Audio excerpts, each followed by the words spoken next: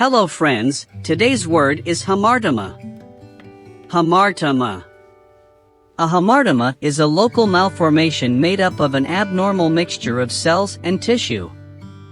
Although most hamartomas are benign, they cause morbidity by various mechanisms such as infection, infarction, pressure or obstruction, hemorrhage or anemia, fracture, and neoplastic transformation. Most cases are asymptomatic and discovered incidentally while evaluating other medical conditions. Hamartomas result from abnormal normal tissue formation and sometimes occur sporadically and a few times as a part of a syndrome.